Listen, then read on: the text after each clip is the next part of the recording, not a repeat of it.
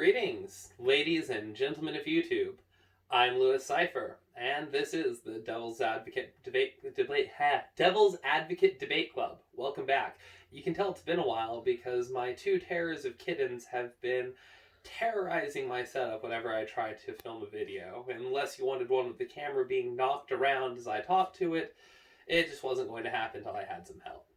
Today, I'd like to talk about social taboos, how they affect the Overton window, and about a little book I read called Courtship Right that got me thinking about these subjects in more depth. There will probably be a few spoilers for the book Courtship Right. If you care about those things, I'll try not to spoil the ending at the very least, and I would highly suggest to anyone watching and anyone at all who's high school age or above, I would say, to read the book Courtship Right, because it's thoroughly enjoyable and it delves into topics which are rarely expressed or thought through in today's society, and I think it's important to think through as many aspects of the human psyche and sociology as we can. So let's start with a definition. What do I mean when I say a taboo? Well, taboos are things which go so far against the social norms that it is considered passé or even offensive to even speak of them. They're things which we don't usually mention or talk about in polite conversation or society. Oh, with your closest friends and maybe, a relative or two that you've known for years, you may discuss the topics in the depths of your own home, but certainly not in public, not with acquaintances, and not even with most of your friends. These are topics which simply naming can get your video banned from YouTube's algorithms. Things like pedophilia, necrophilia, serial killing, that has become much less taboo to talk about as it's been to some degree glorified through media reporting, and anyway, that's a whole nother subject. But taboos basically are things that we don't talk about because we can't, or society will punish us for simply bringing the subjects up. And it's interesting how taboos shift. Now, when taboos shift, they tend to take the Overton window with them. So it's rather important, as I'll be discussing it to a degree in this video, to define the Overton window as well. The Overton window is the window of what are and are not considered to be social norms. So as more people in a society consider something to be normal to talk about or do, that shifts into the Overton window. And things can likewise shift out of the Overton window. An interesting example of what is taboo and of a shifting in the Overton window is when we look about how we talk about murder.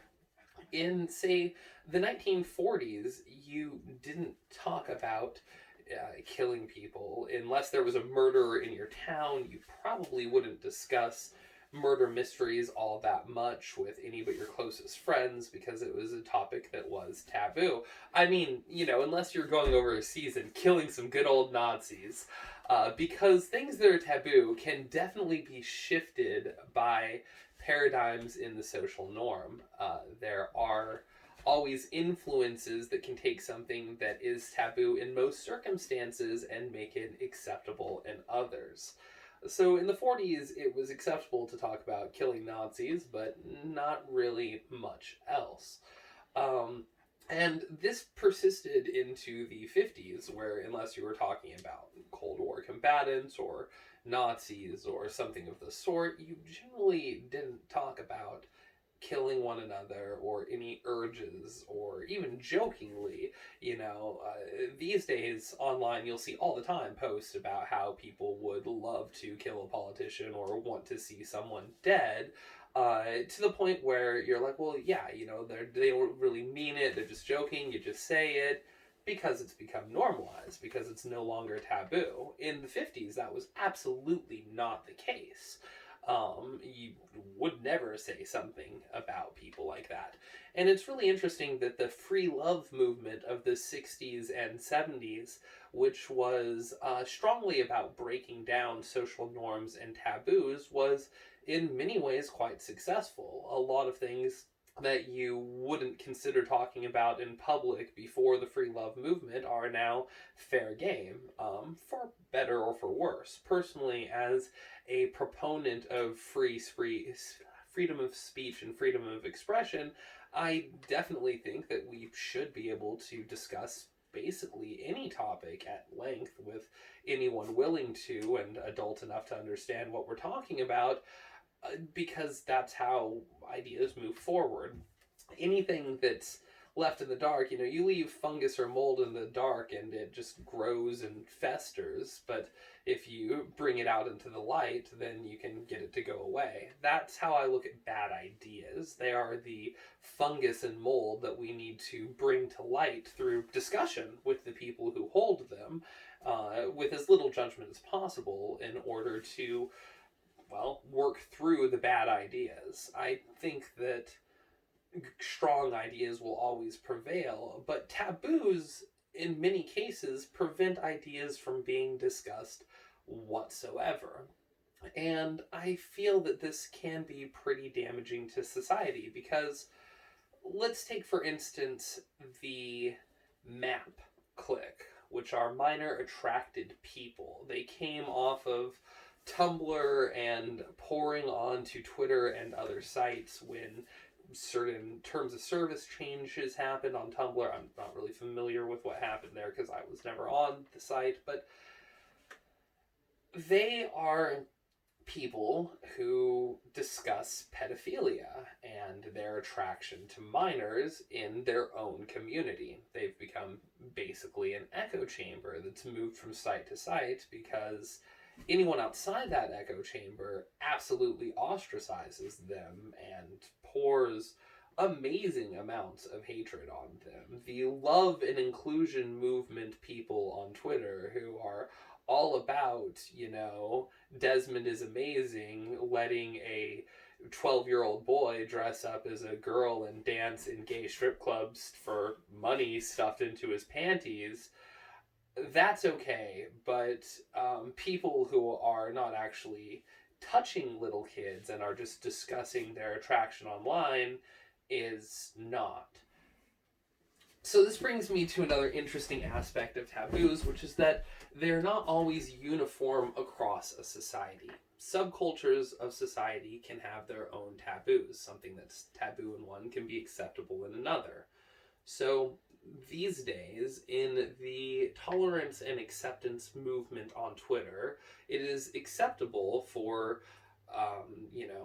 10-year-old children to dance at strip clubs and have, revealing outfits with money stuffed into them like they are strippers.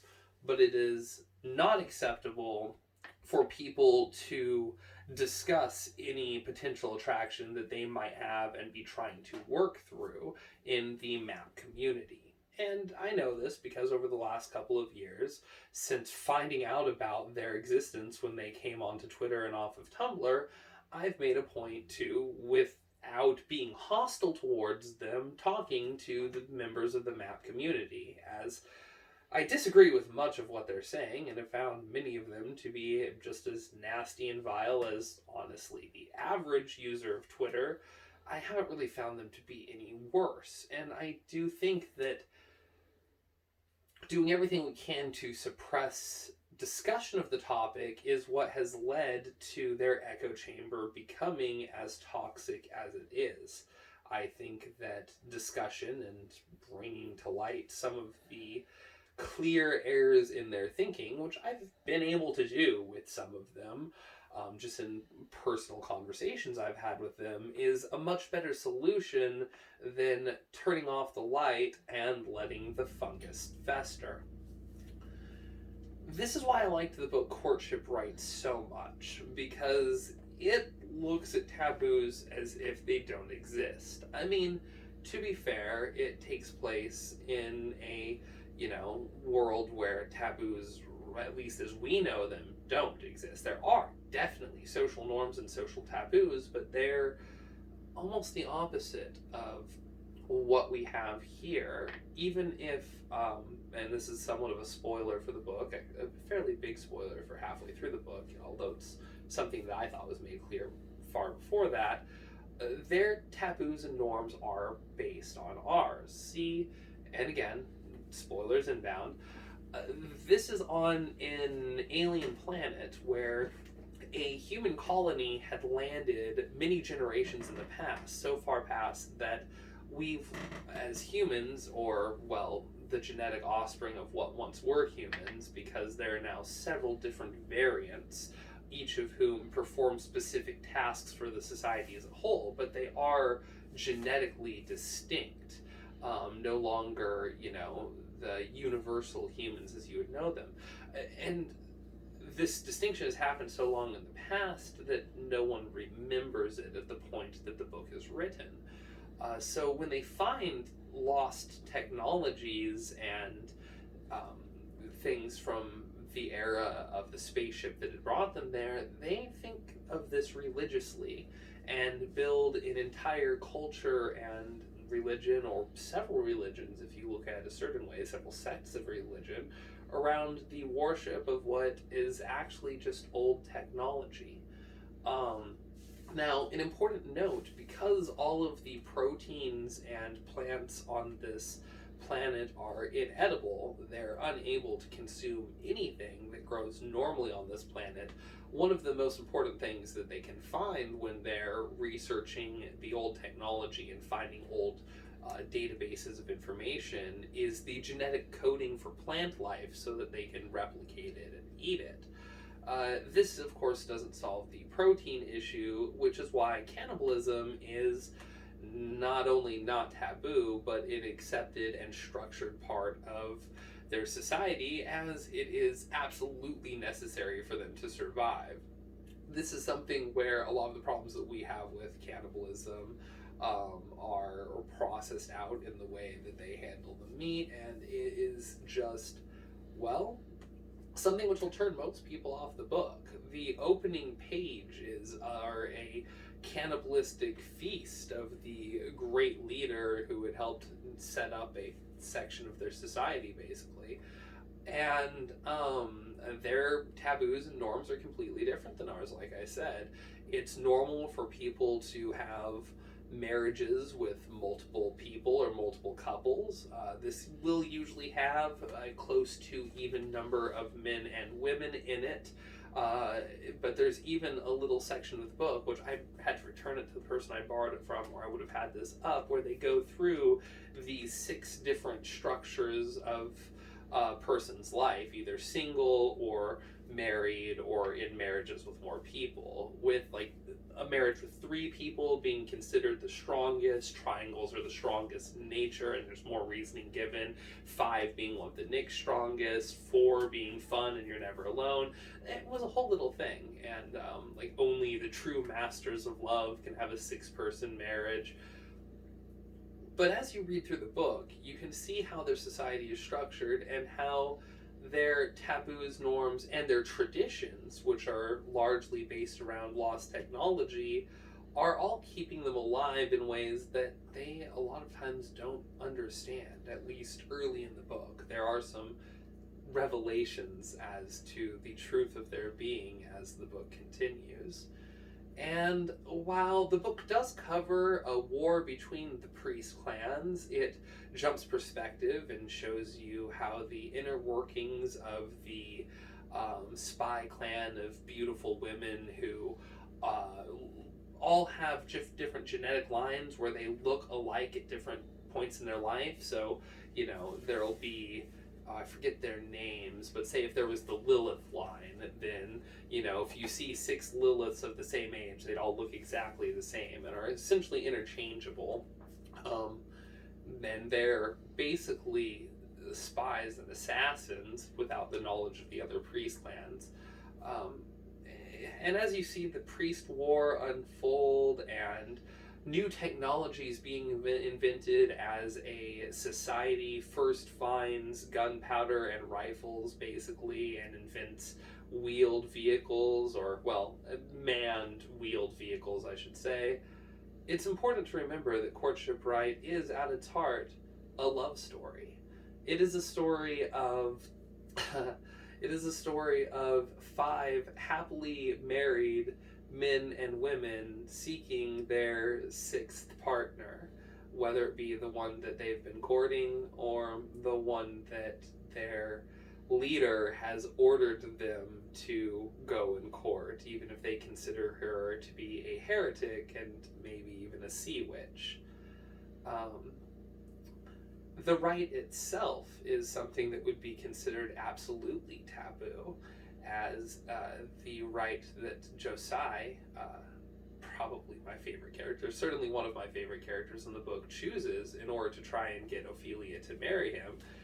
Something he's not really, so an idea he's certainly not sold on at this point in the book, is one that is reserved for heretics, and that is the death rite, where he gets to try and kill her, I believe it's 7 times, in increasingly deadly traps. And if she survives, then they have to be married. Which is going to sound absolutely insane to anyone, but when you read the book, it really is quite beautiful.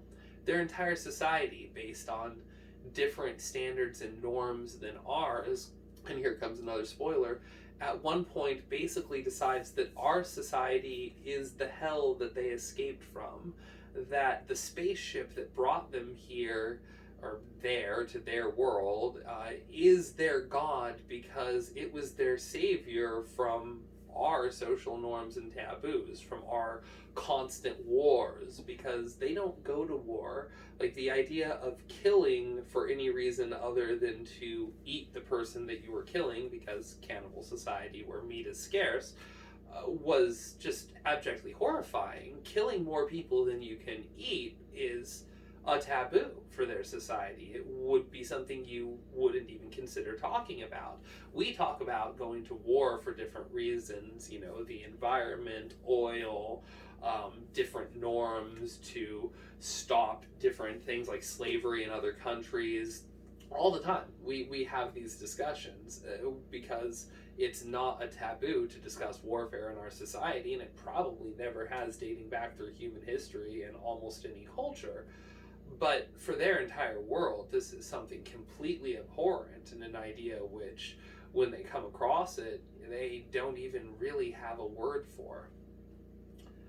So it's interesting how we look at our taboos in most societies. Like, most people look at the taboos and norms of their culture as being universal or near universal. Like, everyone feels that way, right? And the more you travel the world, the more you realize this is just not the case, and that different places have, well, different cultures with entirely different standards, not all of which I would say should be considered to be equal. Because, you know, for instance, in their society, in Courtship Right, it's perfectly fine for people to, I mean, cheat on each other. I guess it's not really even a thing. Casual sex is just accepted in or outside of your marriage, it seems, at least for any of the marriages that I saw portrayed in the book.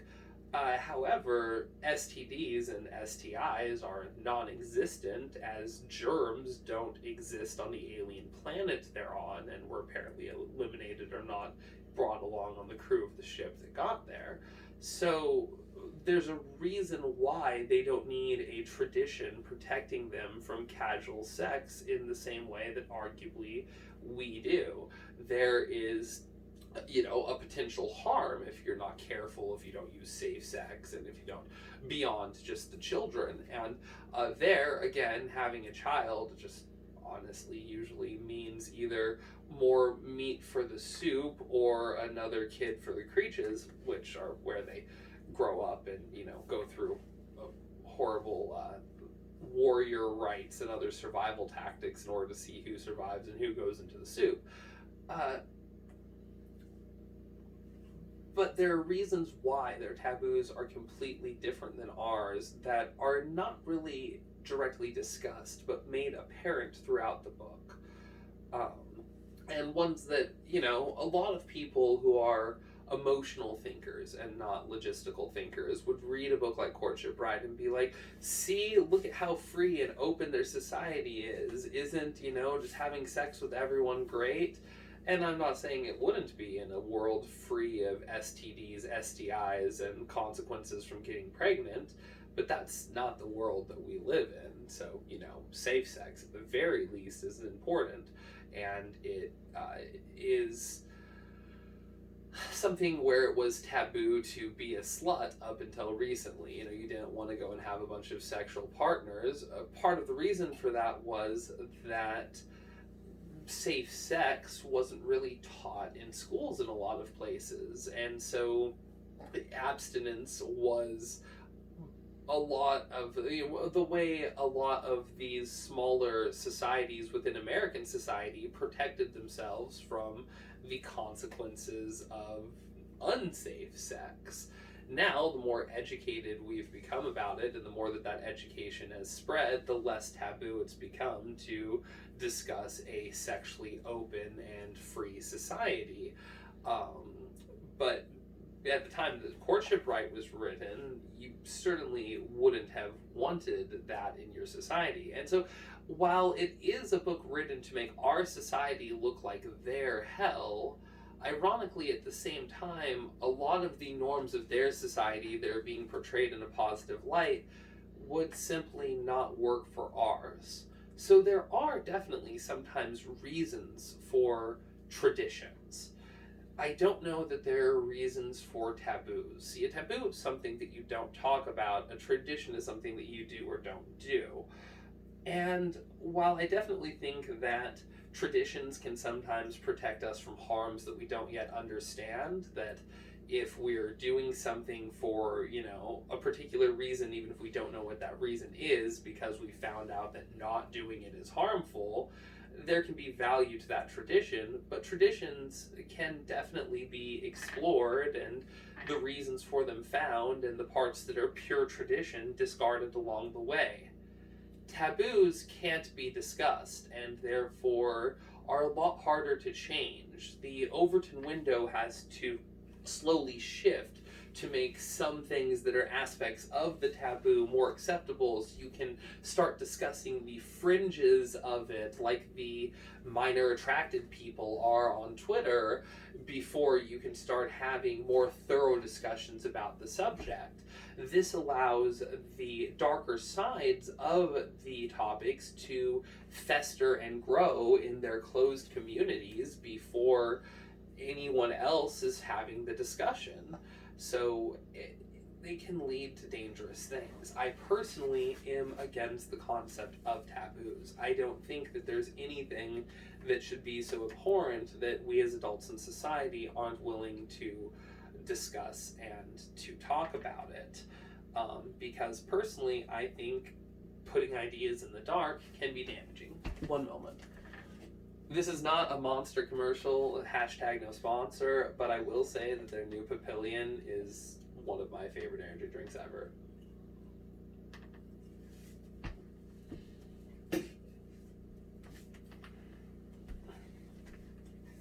So, it's interesting now that these terms have been discussed a little bit further to see how people are intentionally trying to shift the Overton window. There are groups on Twitter and Facebook that will openly talk about how they're attempting to shift the Overton window to make certain things less taboo and, more acceptable, and to shift it to make other things taboo and unacceptable. And it's become a divide in America where there is a near 50-50 social split between the big cities and the rest of the country, and that really is where most of it is, as to what is and isn't considered taboo in many different cases. And you can see this even playing out in Twitter's terms of service, where in Twitter's terms of service it states that you can't misgender or dead name someone, so you can't refer to someone as the gender or sex that they were born with if they've gone through reassignment, or even if they've just started, identifying as the other gender, even if they haven't gone through a reassignment.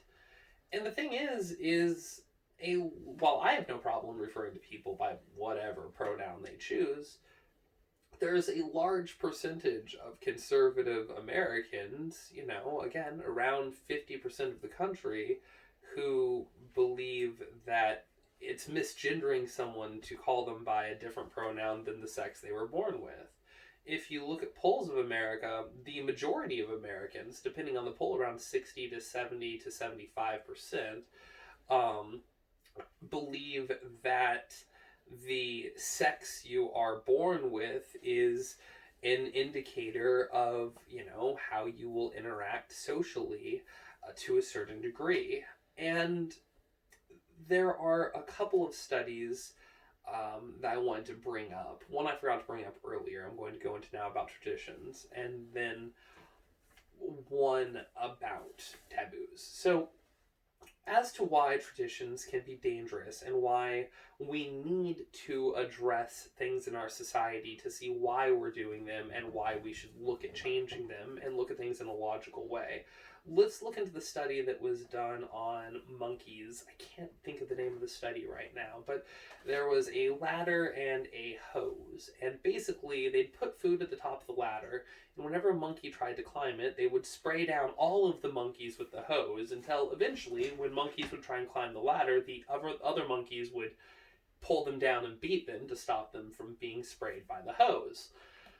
Which, I mean, is a horrible sounding experiment, but they didn't stop it there. They slowly removed the monkey. So first they took out a monkey and replaced it with one that had never been in the room, and took out the hose. And so when the new monkey tried to climb the ladder to get the food, the other monkeys pulled it down and beat him, and it didn't understand why. But eventually it stopped climbing the ladder. One by one, they replaced all of the monkeys in the room with ones that had never been sprayed with the hose. And because the monkeys had had the tradition of beating any monkey that climbed the ladder, they continued it, even without the reason behind it, without the hose. So eventually there was a group of monkeys that had never been sprayed with hose and never seen the reason why you beat each other when someone tries to climb the ladder, but they would still beat each other whenever the new monkey tried to climb the ladder. This is dangerous animalistic thinking, and it's something that should be avoided at all costs in our society. And, if climbing the ladder is the taboo, we can't discuss climbing the ladder or the other monkeys will beat us. Well, if the only reason is the hose and there is no hose, I guess it's a bad analogy, but it is important that we not give in to our animalistic instincts and that we not fall back on traditions. And there was another experiment that I wanted to bring up. What was the other one with the monkeys? The genders. Right. Thank you. This is my wonderful production assistant who will remain unnamed for now until I can get her on the camera. But as for genders, the majority of Americans, like I was saying a little bit earlier in the video, believe that the sex you are assigned with at birth, so the sex that you're born with, to most Americans, is an indicator of some of how you will act and react in society, that this is a physical aspect, a difference between the sexes, so to speak. And while lots of people have emotional problems with this and will scream and yell against it, the science really does seem to back it up in a number of ways.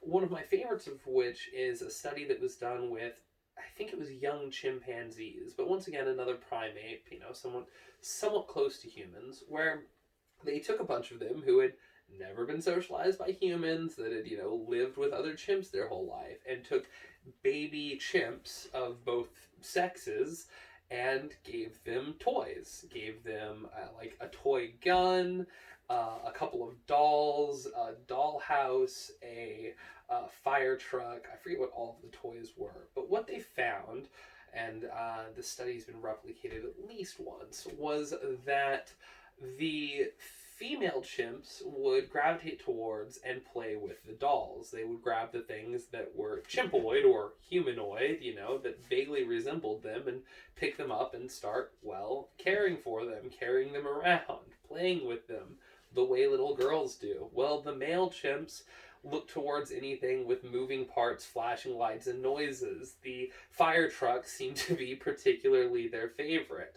almost exactly on par with what you would expect of human children. So anytime someone tries to tell you that the difference in the sexes or genders is something that is completely because of social norms, well, you can discuss the difference in sex and gender with them. However, the sex you're born with, from all scientific reasoning that we have, absolutely does have some impact on how you act. Now, why am I making such a point of this? Well, it's because on much of Twitter and in many circles in the left, not just in America, but worldwide, it is becoming, if not already, taboo to discuss differences in the sexes, even though these are based in scientific fact. They have become so obsessed with the idea that everyone must be equal that they don't necessarily realize that our individual differences are what make us stronger as a group when we come together. That if everyone was exactly the same, we would be weaker as a group and as a society. For a number of reasons I can get into in another video, because that is a topic that deserves an hour of its own discussion. But we need our differences, and becoming too obsessed with the idea of everyone becoming and being born exactly equal is not only not a good idea, it's just not realistic, because that's not how science works. And even when we just look at the sexes, there are easy biological differences like giving birth, which we can discuss. But even down to the toys that we play with as children, things that you might assume are based off of social norms or the way that you're socialized or society, and things that you think might be easily changed by shifting the Overton window and the taboos, are a little bit more ingrained in nature and in who we are at our core as humans than you might realize.